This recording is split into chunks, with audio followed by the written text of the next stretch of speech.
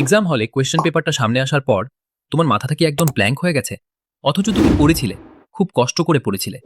টানা অনেক রাত তুমি ঠিকমতো ঘুমাওনি, বন্ধুদের আড্ডা ত্যাগ করেছ, নিজের প্রিয় শোগুলো দেখা বন্ধ রেখেছিলে।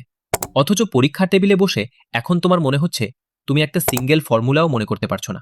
তখন নিজের ওপর বড্ড রাগ হয়, তাই না? তুমি মনে কর তুমি হয়তো বোকা, তোমার ব্রেইনটা দুর্বল, তুমি আর সবার মতো স্মার্ট নও।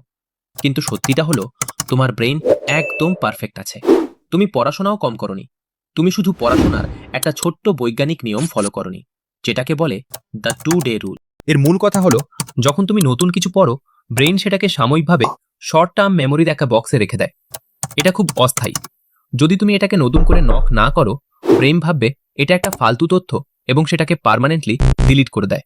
বিজ্ঞান বলে তুমি আজকে যা পড়লে ঠিক 48 ঘন্টার মধ্যে তোমাকে সেটা অন্তত একবার রিভাইজ করতে হবে।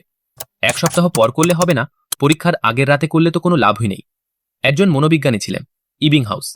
তিনি একটি গবেষণা করেছিলেন, দেখেছিলেন কোথায় কোথায় আমাদের মেমোরি ভুলে যায়, যেটাকে বলে দ্য ফরগেটিং কার্ভ। এর তথ্য শুনলে তোমার গায়ে কাঁটা দাঁড়াবে। একটু হিসাবটা দেখো, পড়ার ঠিক 1 ঘন্টা পর তোমার মনে থাকবে মাত্র 50%। একদিন পর সেটা নেমে আসবে 34%। 7 দিন পর তোমার মাথায় টিকে থাকবে মাত্র 5%। তার মানে পরীক্ষার 1 সপ্তাহ আগে যে কঠিন চ্যাপ্টারটা তুমি 10 ঘন্টা ধরে মুখস্থ করেছিলে, পরীক্ষার দিন সকালে সেটার 95%ই তোমার মাথা থেকে ভ্যানিশ। আমরা বেশিরভাগ স্টুডেন্ট এই ভুলটাই করি। পরীক্ষার আগের রাতে পুরো সিলেবাস একসাথে গিলতে যাই। ব্রেন তখন জ্যাম হয়ে যায়। তুমি একদিকে নতুন চ্যাপ্টার মাথায় ঢোকাচ্ছ, আর পেছনের তথ্যগুলো আড়ালে ডিলিট হয়ে যাচ্ছে। একে পড়াশোনা বলে না, একে বলে ব্রেনের ওপর অত্যাচার।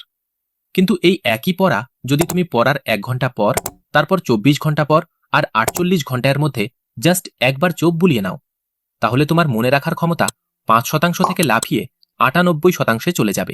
যারা ক্লাসে টপ করে তারা কিন্তু তোমার চেয়ে বেশি বুদ্ধিমান না, তারা শুধু এই সিক্রেট ট্রিকটা জানে।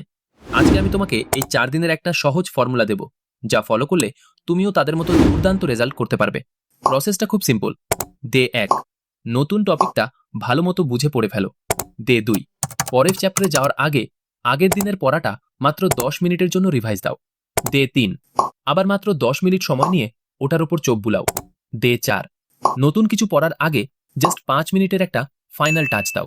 একদিনে 3 ঘন্টা পড়ার চেয়ে 3 দিনে ভাগ করে নেওয়া এই 30 মিনিটের রিভিশন তোমার ব্রেনের জন্য 10 গুণ বেশি কাজ করবে।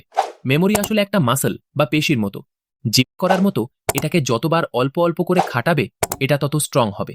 তাই পরের বার যখন পড়তে বসে আলসেমি লাগবে আর ভাববে ধুর আজকে রিভিশন দেব না, পরীক্ষার আগে একবারে দেখে নেব, তখন মাথায় রেখো তুমি কিন্তু সময় বাঁচাচ্ছ না, তুমি নিজের কষ্টান্টিত মার্কসটা ড্রেনে ফেলে দিচ্ছ। সিদ্ধান্ত তোমার, গাধার মতো খাটবে নাকি ব্রেনের নিয়ম মেনে স্মার্টলি লড়বে। তুমি পারোনি তার কারণ তুমি উইক নও, কারণ তোমার টেকনিক ভুল ছিল। আগামীকাল থেকে নতুন কিছু পড়ার আগে জাস্ট 10 মিনিট আগের পড়াটা রিভাইজ করবে। নিজের উপর বিশ্বাস রাখো, তোমার ব্রেন জাস্ট পারফেক্ট আছে, শুধু নিয়মটা বদলে দেখো। জয় তোমার হবেই।